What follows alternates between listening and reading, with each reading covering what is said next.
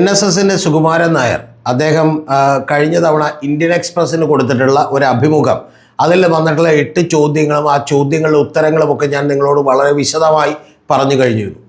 ആ വിശദമായി പറഞ്ഞു എന്ന് പറഞ്ഞാൽ അതിൻ്റെ ചെറിയൊരു ഭാഗം കൂടി പറഞ്ഞിട്ട് ഞാൻ തുടങ്ങാം. അതിൽ അദ്ദേഹം പറഞ്ഞിരുന്നത് BJPയോ അല്ലെങ്കിൽ കോൺഗ്രസോ ഒന്നും തന്നെ ശബരിമലയ്ക്ക് വേണ്ടി ഒന്നും തന്നെ ചെയ്തിട്ടില്ല എന്നുള്ളതും, കൂടാതെ CPMൻ്റെ നേതൃത്വത്തിലുള്ള LDF ഗവൺമെൻറ് അവിടെ ഒരു ആചാര ലംഘനത്തിന് ശ്രമിച്ചില്ല എന്നുള്ളതും, ഇവർക്ക് വേണമെങ്കിൽ ആചാര ലംഘനം നടത്താമായിരുന്ന സാഹചര്യമുണ്ടായിട്ടും അവരതിൽ നിന്ന് പിൻവാങ്ങി എന്നുള്ളതും ആ ഗവൺമെൻറ്റിൻ്റെ മെറിറ്റായി അദ്ദേഹം ഉയർത്തിക്കാണിച്ചു എന്ന് മാത്രമല്ല, അതിൻ്റെ ഏറ്റവും ഒടുവിലേക്ക് വരുമ്പോൾ വലിയ രൂക്ഷമായിട്ടുള്ള വിമർശനം കോൺഗ്രസിനെതിരെ പറഞ്ഞു. അത് കോൺഗ്രസ്സിന് ഹിന്ദു വോട്ടുകളൊന്നും വേണ്ടായിരിക്കും എന്ന് മാത്രമല്ല, കൂടാതെ അവർക്ക് ന്യൂനപക്ഷ വോട്ടുകൾ മാത്രം മതിയല്ലോ എന്ന് പറയുന്നൊരു വിമർശനം കൂടി ഉന്നയിച്ചു.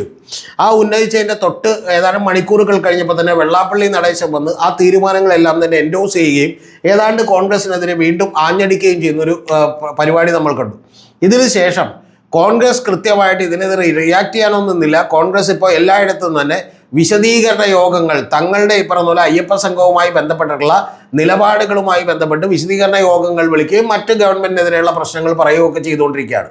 അപ്പോൾ അത്തരത്തിലുള്ള കാര്യങ്ങളൊക്കെ നടന്നുകൊണ്ടിരിക്കുമ്പോൾ കഴിഞ്ഞ ദിവസങ്ങളിൽ ഈ സുകുമാരൻ നായർക്കെതിരെ തന്നെ NSSൻ്റെ കരയോഗങ്ങളിൽ നിന്ന് വലിയ തോതിലുള്ള എതിർപ്പുണ്ടാകുന്നു എന്ന് പറയുന്നൊരു തോന്നലാണ് ഉണ്ടായിട്ടുള്ളത്. അതിൻ്റെ വാസ്തവം എന്താണ് എന്നുള്ളത് നമ്മളൊന്ന് പരിശോധിക്കാം. 5794 കരയോഗങ്ങളാണ് ആകെയുള്ളത് NSSന്. അതിൽ 168 താലൂക്ക് യൂണിയനുകളാണ്.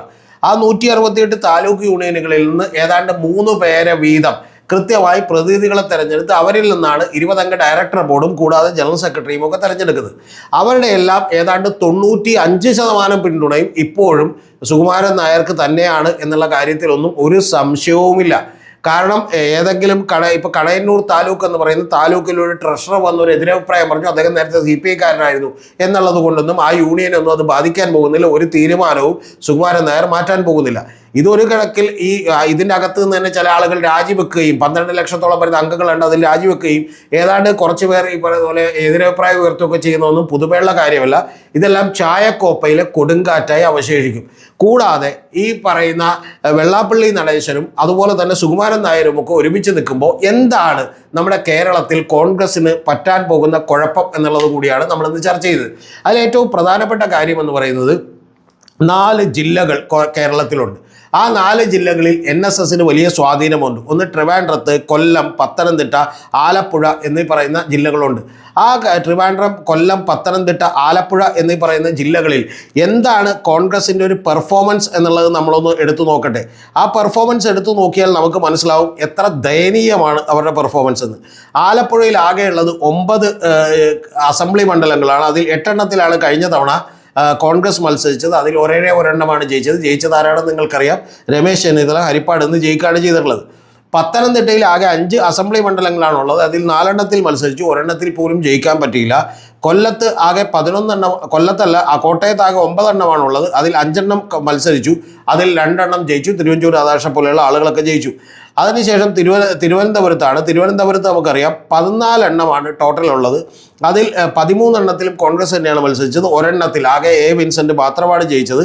ആ വിൻസെൻറ്റിനെതിരെയാണ് പിന്നീട് അദ്ദേഹം ജയിലിൽ പോവുകയും ചില സ്ത്രീകളുമായി ബന്ധപ്പെട്ടുള്ള ചില ആരോപണങ്ങൾ വരികയും ഒക്കെ ചെയ്തത് എന്നുള്ളത് മറന്നു പോകരുത്. അപ്പോൾ ഇത്തരത്തിൽ ഈ പറയുന്ന 4 ജില്ലകളിലും കൂടിയുള്ളത് ഏതാണ്ട് വിത്തൗട്ട് കൊല്ലം 37 സീറ്റുകളാണെന്നും ആ 37 സീറ്റുകളിൽ കേവലം 4 സീറ്റുകൾ മാത്രമാണ് ഇവർക്ക് ജയിക്കാൻ കഴിഞ്ഞത് എന്നുള്ളത് നിങ്ങൾ മറന്നു പോകരുത്. ഇതാണ് ഈ തെക്കൻ കേരളത്തിൽ NSSന് സ്വാധീനമുള്ള, കുറച്ചെങ്കിലും സ്വാധീനമുള്ള ഈ പറയുന്ന ജില്ലകളിൽ ഇതാണ് സംഭവിച്ചതെങ്കിൽ നമുക്ക് മറ്റൊരു എക്സാമ്പിൾ കൂടി എടുക്കാം. SNDPക്ക് നിരവധി സ്ഥലങ്ങളിൽ സ്വാധീനമുണ്ട്. SNDPക്ക് ഏറ്റവും കൂടുതൽ സ്വാധീനമുള്ള സ്ഥലമാണ് കൊല്ലം എന്ന് പറയുന്നത്. ആ കൊല്ലത്ത് കഴിഞ്ഞ തവണ 11 പേര് മണ്ഡലം കോൺസ്റ്റിറ്റ്യുവൻസീസ് ആണുള്ളത്. അതിൽ 7 എണ്ണത്തിൽ മത്സരിച്ചു കോൺഗ്രസ്. 2 പേർ ജയിച്ചു. 1 ജയിച്ചത് CR മഹേഷാണ്. CR മഹേഷ് അവിടെ 5 കൊല്ലം പണിയെടുത്തുകൊണ്ട് ഗംഭീരമായി ജയിച്ചതാണ്. കൂടാതെ വെള്ളാപ്പള്ളി നടേശൻ്റെ സർവ്വ പിന്തുണയും CR മഹേഷ് ഉണ്ടായിരുന്നു എന്നുള്ളത് നിങ്ങൾ മറന്നു പോകരുത്. രണ്ടാമത്തെ കാര്യം എന്ന് പറയുന്നത് അവിടെ നിന്ന് ജയിച്ചത് കൃത്യമായിട്ട് പറഞ്ഞിട്ടുണ്ടെങ്കിൽ PC വിശ്വനാഥാണ്. അദ്ദേഹം കുണ്ടറയിൽ നിന്ന് ജയിച്ചു. അത് അദ്ദേഹത്തിൻ്റെ ഇലക്ഷൻ മാനേജ് ചെയ്യാനുള്ള മിടുക്കും കൂടാതെ ഈ പറയുന്ന സമുദായ സംഘടനകളുടെയൊക്കെ സപ്പോർട്ടും കൊണ്ടാണ് ജയിച്ചിട്ടുള്ളത്. അപ്പോൾ ഇത്തരത്തിലുള്ള സപ്പോർട്ടുകൾ കൊണ്ട് ജയിക്കുമ്പോൾ നിങ്ങൾ അറിയേണ്ടത് ഏതാണ്ട് 48 സീറ്റുകൾ ഈ പറയുന്ന മണ്ഡലങ്ങൾ എല്ലാമായി തന്നെ 48 സീറ്റുകളുണ്ട് ഈ 5 ജില്ലകളിലായി. ഈ 48 ജില്ലകളിലുള്ള 5 സീറ്റുകളിൽ നിന്ന് ആകെ കോൺഗ്രസ് ജയിച്ചത് 6 എണ്ണമാണ് എന്ന് നിങ്ങൾ മനസ്സിലാക്കണം. എന്ന് പറഞ്ഞാൽ ഈ സമുദായ സംഘടനകളെ പിണക്കിയാൽ ഇവിടെയെല്ലാം സീറ്റ് കൂടുമോ കുറയുമോ എന്നുള്ളത് കാത്തിരുന്ന് നമ്മൾ കാണേണ്ട ഒരു കാര്യമാണ്. അല്ലെങ്കിൽ ഇതിനെല്ലാം അതിജീവിക്കുന്ന ഒരു ആൻറ്റി ഇൻകുംബൻസിയും UDF അനുകൂലമായിട്ടുള്ള ഒരു വേവും ഈ ജില്ലകളിൽ ഉണ്ടാകണം എന്നുള്ളതാണ്. ഈ ജില്ലകൾ കഴിഞ്ഞു നിങ്ങൾ അറിയേണ്ടത് മറ്റ് ജില്ലകളിൽ എവിടെയാണ് കോൺഗ്രസിന് സാധ്യതയുള്ളതെന്ന് വെച്ചാൽ പിന്നെ ഒരേ ഒരു ജില്ലയാണുള്ളത്. ആ ഒരേ ഒരു ജില്ല എന്ന് പറയുന്നത് എറണാകുളമാണ്. എറണാകുളത്ത് നിന്ന് തീർച്ചയായിട്ടും അവർക്ക് 13 എണ്ണത്തിൽ 8 എണ്ണവും അവർക്കാണ്. 8 UDF MLA മാരുണ്ട്, അതിൽ 7 എണ്ണവും കോൺഗ്രസ് ആണ് എന്നുള്ളത് ഞാൻ വിസ്മരിക്കുന്നില്ല. അവിടെ അവർക്ക് തീർച്ചയായിട്ടും ജയിക്കാൻ പറ്റും. പക്ഷേ അതിനും അപ്പുറത്തേക്ക് തൃശ്ശൂരിൻ്റെ ഏതാനും ചില ഭാഗങ്ങളിൽ അവർക്ക് ചിലപ്പോൾ ഗുണങ്ങളുണ്ടാവും. അതിനും അപ്പുറത്തേക്ക് പോയിട്ടുണ്ടെങ്കിൽ അവിടെ വലിയ തോതിൽ ഒരു സാധ്യതകളുള്ളത് മുസ്ലിം ലീഗിനാണ് എന്നുള്ളത് നമ്മൾ മറന്നു പോകരുത്. കോഴിക്കോടും അതുപോലെ തന്നെ വയനാട് പിന്നെ കോൺഗ്രസിന് സീറ്റ് കിട്ടും. പക്ഷേ കോഴിക്കോട് കഴിഞ്ഞ 10-25 കൊല്ലമായിട്ട് തന്നെ കോൺഗ്രസിന് ഒരു സീറ്റില്ല. അപ്പോൾ ഇത്തരത്തിലുള്ള നിരവധി ജില്ലകൾ അവിടെ കിടക്കുന്നു. അതിനിടയിലാണ് ഈ പറയുന്ന ഇവരുടെ ഒരു സ്വാധീനം എന്ന് പറയുന്നത് തീർച്ചയായിട്ടും കോൺഗ്രസിന് തിരിച്ചടിയാകാൻ പോകുന്നു. അതുകൊണ്ട് കോൺഗ്രസ് അങ്കലാപ്പിലായിരിക്കുകയാണ്. കാരണം കോൺഗ്രസ് എന്താണ് ചെയ്യേണ്ടത് എന്ന് കൃത്യമായിട്ട് കോൺഗ്രസിന് അറിയില്ല. പക്ഷേ ഇതോടൊപ്പം തന്നെ ചേർത്തൊരു കാര്യം കൂടി നിങ്ങളോട് പറയേണ്ടതുണ്ട്. ഈ സുകുമാരൻ നായർ ഇത് പറയുന്നത് കൊണ്ട് നാളെ 12 ലക്ഷത്തോളം വരുന്ന നായർ വോട്ടുകളെല്ലാം തന്നെ CPM കിട്ടും എന്നൊന്നും ആരും വിചാരിക്കേണ്ടതില്ല. പക്ഷേ ഈ സുകുമാരൻ നായരോ വെള്ളാപ്പള്ളി നടേശൻ പറയുന്നതുകൊണ്ട് ഈഴവ വോട്ട് ബാങ്കൊക്കെ തന്നെ ആർക്കെങ്കിലും പോകും എന്നുള്ളതൊന്നും വിചാരിക്കാൻ പറ്റില്ല. പക്ഷേ ഇവർ മുമ്പിൽ നിൽക്കുന്നതുകൊണ്ടുള്ള മറ്റൊരു വലിയ അപകടവും കൂടിയുണ്ട്. ആ അപകടം കഴിഞ്ഞ ദിവസം ഇന്ത്യൻ എക്സ്പ്രസിന് കൊടുത്തിട്ടുള്ള അഭിമുഖത്തെക്കുറിച്ചും അതുപോലെ വെള്ളാപ്പള്ളി നടേശൻ ഒരു അയ്യപ്പ സംഘം നടക്കുകയല്ലേ, ഒരു നല്ല കാര്യം നടക്കുമ്പോൾ നിങ്ങൾ എന്തിനാണ് ഈ കുത്തിത്തിരിപ്പുണ്ടാക്കണത്, മാറി നിൽക്കണത് എന്ന് ചോദിക്കുന്ന ചോദ്യങ്ങൾക്കൊന്നും മറുപടി പറയാൻ കഴിയാത്ത ബലഹീനതയിലേക്ക് എതിർ രാഷ്ട്രീയ പാർട്ടികൾ മാറിയിട്ടുണ്ട്. ആ എതിർ രാഷ്ട്രീയ പാർട്ടികൾ മാറി എന്ന് പറയുമ്പോൾ പ്രത്യേകിച്ചും അത് കോൺഗ്രസിനെയാണ് അഫക്റ്റ് ചെയ്യുക. കാരണം കോൺഗ്രസിൻ്റെ ഒരു നേതാക്കന്മാരും ഇവർക്കെതിരെ ആഞ്ഞടിച്ചുകൊണ്ടുള്ള ഒരു പത്രസമ്മേളനം നടത്താനോ അത് കൃത്യമായിട്ട് മറുപടി പറയാനോ ഒന്നും കഴിയില്ല. യഥാർത്ഥത്തിൽ അങ്ങനെ പറഞ്ഞാലോ ഒന്നും സംഭവിക്കാനൊന്നുമില്ല. ഇപ്പോൾ VM സുധീരൻ ഇതിനെതിർത്തുകൊണ്ട് അവിടെ ആലപ്പുഴയിൽ നിന്ന് ജയിച്ചിട്ടുള്ള ഒരാളാണ്. KC വേണുഗോപാൽ വെള്ളാപ്പള്ളിയുടെ വീട്ടിൽ ചെല്ലാതെ തന്നെ അവിടെ നിന്ന് ജയിച്ചിട്ടുള്ള ഒരാളാണ്. അതുപോലെ തന്നെ ഇതിനേക്കാളൊക്കെ ഉപരി നമ്മൾ അറിയേണ്ടത് VS അച്യുതാനന്ദൻ അതിനിശിതമായി വെള്ളാപ്പള്ളി നടേശനെ വിമർശിച്ചിട്ട് പോലും ആളുകൾ അദ്ദേഹത്തെ ജയിപ്പിക്കുകയും അധികാരത്തിലേറ്റുകയും ചെയ്തതാണ് എന്നുള്ളത് നമുക്കെല്ലാം അറിയുന്ന ഒരു കാര്യമാണ്. പക്ഷെ അത്തരത്തിലുള്ള ഒരു ധൈര്യം ആര് കാണിക്കും എന്നുള്ളതാണ് പ്രശ്നം. കാരണം അങ്ങനെ കാണിച്ചാൽ കോൺഗ്രസിനകത്ത് ചിലപ്പോൾ അത് സീറ്റ് കിട്ടാൻ പോലും വലിയ ബുദ്ധിമുട്ടുണ്ടാക്കും എന്നുള്ളത് എല്ലാ നേതാക്കന്മാർക്കും അറിയാവുന്ന ഒരു കാര്യമാണ്. അപ്പോൾ അതുകൊണ്ട് ഇതിനിടയിൽ പെട്ടു നിൽക്കുകയാണ് യഥാർത്ഥത്തിൽ ഈ പറയുന്ന കോൺഗ്രസ് എന്ന് പറയുന്നത്. BJPയെ സംബന്ധിച്ചിടത്തോളം അവർക്ക് വലിയ ആശങ്കകളൊന്നുമില്ല. അവർക്ക് ആശങ്കകളൊന്നുമില്ലാത്തതിൻ്റെ കാര്യം അവരെ സംബന്ധിച്ചിടത്തോളം കഴിഞ്ഞ തവണ 9 സ്ഥലങ്ങളിൽ ലോക്സഭയിൽ അവർ 1ാമത് വന്നിട്ടുണ്ട്. കൂടാതെ 11 സ്ഥലങ്ങളിൽ അവർ 2ാമത് വന്നിട്ടുണ്ട് ലോക്സഭ ഇലക്ഷൻ വെച്ച് നോക്കിയാൽ നിയമസഭകളിൽ. കൂടാതെ ഏതാണ്ട് 30,000-35,000-ലധികം വോട്ട് പിടിച്ചിട്ടുള്ള മറ്റു 10 സ്ഥലങ്ങൾ കൂടിയാണ്. എന്ന് പറഞ്ഞാൽ ഒരു 30ഓളം സീറ്റുകളിൽ അവർക്ക് വലിയ തോതിൽ പരിശ്രമം നടത്താനുള്ള സാധ്യതകളുണ്ട്. പക്ഷെ അവർക്ക് പോലും അറിയാം ഇപ്പോൾ സുരേഷ് ഗോപി പിടിച്ചിട്ടുള്ള വോട്ടുകൾ അത് കൃത്യമായിട്ട് അങ്ങനെ തന്നെ ഒരുപക്ഷെ തൃശ്ശൂർ അത് കൺവേർട്ട് ചെയ്ത് നിയമസഭയിലേക്ക് വരണമെന്നില്ല എന്നറിയാം. അതുപോലെ വലിയ തോതിൽ അവർക്ക് ഭൂരിപക്ഷം ഉണ്ടായ തിരുവനന്തപുരത്ത് അങ്ങനെ വരണമെന്നില്ല എന്നറിയാം. ആറ്റിങ്ങലിലും അതുപോലെ തന്നെ ഈ പറയുന്ന ആലപ്പുഴയിലും നേടിയിട്ടുള്ള മണ്ഡലങ്ങളാണ് ബാക്കിയുള്ളത്. പക്ഷെ അതിലും ഇത്തരത്തിലുള്ള സാധ്യതകൾ കുറവാണെന്നറിയാം. ഞാൻ വിചാരിക്കുന്നത് BJPക്ക് ഒരു 2-3 സീറ്റുകൾ പോലും കിട്ടണമെങ്കിൽ വലിയ ബുദ്ധിമുട്ടാണ്. ചിലപ്പോൾ ഒന്നും കിട്ടാതിരിക്കാമെന്നുള്ളതാണ്. അതിൻ്റെ കാരണം ലോക്സഭയിലേക്കുള്ള ഒരു വോട്ടിംഗ് പാറ്റേൺ ആയിരിക്കില്ല ഒരിക്കലും നിയമസഭകളിലേക്കുള്ളത്. കാരണം നിയമസഭയിലേക്ക് ഇനി വരാനിരിക്കുന്നത് CPMൻ്റെയും ഇടതുപക്ഷത്തിൻ്റെയും ഒരു വലിയ പ്രചരണം കൂടിയാണ്. ആ പ്രചരണത്തിന് തുടക്കമിട്ടിരിക്കുന്നത് നേരത്തെ പറഞ്ഞ പോലെ വെള്ളാപ്പള്ളി നടേശനും ഇപ്പോൾ സുകുമാരൻ നായരുമാണ്. ഇവർക്ക് രണ്ടുപേർക്കുള്ള പ്രത്യേകത എന്ന് പറയുന്നത് ഇവർ രണ്ടുപേരും വളരെ ഗംഭീരമായിട്ടുള്ള സൈന്യാധിപരാണ് ഇടതുപക്ഷത്തിൻ്റെ. കാരണം അവർ മുമ്പിൽ നിന്നാൽ യുദ്ധം ചെയ്യാനായിട്ട് മറ്റേ അർജുനനൊക്കെ ദ്രോണാചാര്യരോട് യുദ്ധം ചെയ്യാൻ പറ്റില്ല എന്ന് പറഞ്ഞ് മറന്നുപോയതുപോലെ കോൺഗ്രസിലെ മിക്ക നേതാക്കന്മാരും ഇവരോട് യുദ്ധം ചെയ്യാൻ മറന്നുപോകും. കാരണം അങ്ങനെ ഉണ്ടെങ്കിൽ ചിലപ്പോൾ ഇവർ ടാർഗറ്റ് ചെയ്താൽ ഏതെങ്കിലും മണ്ഡലത്തിൽ നിന്ന് MLA ആയി തിരഞ്ഞെടുക്കാനുള്ള അവസരമില്ലാതാവും. ചിലപ്പോൾ സീറ്റ് പോലും കിട്ടാതാകും എന്നുള്ളത് കോൺഗ്രസ്സുകാർക്ക് കൃത്യമായിട്ട് അറിയാം.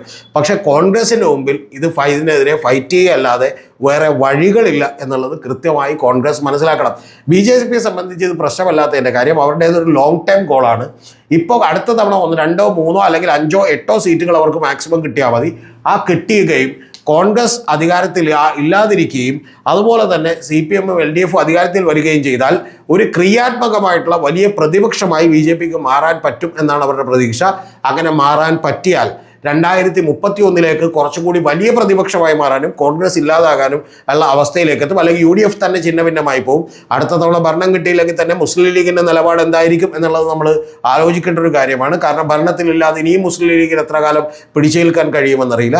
അപ്പോൾ അത്തരത്തിൽ കോൺഗ്രസ് ഇല്ലാതായി പോവുകയും 2031 ഒരു വലിയ പ്രതിപക്ഷമായി കൃത്യമായി ഈ പറയുന്ന BJP വരികയും 2036 ഭരണം പിടിക്കാൻ കഴിയുന്ന ലെവലിലേക്ക് അവർ എത്തുകയും ചെയ്യാനുള്ള സാധ്യതകളുണ്ട് എന്നവർക്കറിയാം. പക്ഷെ അങ്ങനെ സാധ്യതകൾ ഉണ്ടാവണമെങ്കിൽ ഇപ്പം അവരുടെ മുമ്പിലുള്ള ഷോർട്ട് ടൈം ഗോൾ എന്ന് പറയുന്നത് പിണറായി വിജയനും CPM ഒക്കെ തന്നെ അധികാരത്തിലെത്തേണ്ടതുണ്ട്. അങ്ങനെ കൂടാതെ കോൺഗ്രസ് കുറച്ചുകൂടി ദുർബലപ്പെടേണ്ടതുണ്ട്, UDF ചിഹ്നഭിന്നമാകേണ്ടതുണ്ട്. അങ്ങനെ ചിഹ്നഭിന്നമായാൽ അതിലുള്ള ഏതെങ്കിലും പാർട്ടികളുമായി സഖ്യമുണ്ടാക്കാൻ കഴിയുമോ എന്ന് അവർ പരിശോധിക്കുന്നുണ്ട്. പണ്ട് ഈ ചാനൽ തുടങ്ങിയ 2021 ഞാൻ ഇട്ടിട്ടുള്ള ഒരു വീഡിയോ ഉണ്ട്, ഭാവിയിൽ മുസ്ലിം ലീഗും BJPയും തമ്മിൽ സഖ്യത്തിലായേക്കാമെന്ന്. അത്തരത്തിലുള്ള വളരെ വിചിത്രമായിട്ടുള്ള സഖ്യങ്ങൾക്ക് പോലും സാധ്യതകൾ ഉരുത്തിരിയുന്നതാണ് 2026 തെരഞ്ഞെടുപ്പ് ഫലം എന്നുള്ളതാണ് യാഥാർത്ഥ്യം. അതിലേക്കുള്ള കരുക്കൾ വളരെ കൃത്യമായി സ്ട്രാറ്റജിക്കലി ബ്രഹ്മാസ്ത്രം തൊടുത്തിരിക്കുന്നു അയ്യപ്പ സംഗമം നടത്തിക്കൊണ്ട്. അതിനെതിരെ നടത്തിയ ബദൽ അയ്യപ്പ സംഗമം തന്നെ ചീറ്റിയിരിക്കുന്നു. അതുപോലും LDFന് ഗുണകരമായി മാറിയിരിക്കുന്നു. രണ്ടാമത്തെ കാര്യം എന്ന് പറയുന്നത് കോൺഗ്രസിന് എങ്ങനെയാണ് ഇതിനെ പ്രതിരോധിക്കേണ്ടത് എന്നറിയാതെ കോൺഗ്രസ് ആകെ അങ്കലാപ്പിലായിരിക്കുന്നു എന്നുള്ളത് യാഥാർത്ഥ്യമായിട്ടുള്ള ഒരു കാര്യമാണ്. ഇനിയുള്ള 7 മാസങ്ങൾ കൂടിയുണ്ട്. അതുകൊണ്ട് കോൺഗ്രസിന് പുനരുജ്ജീവനത്തിനും പുനർചിന്തനത്തിനും ഒക്കെ സമയമുണ്ട്. പക്ഷെ കാത്തിരുന്ന് കണ്ടേ പറ്റൂ എന്ത് സംഭവിക്കുമെന്ന്.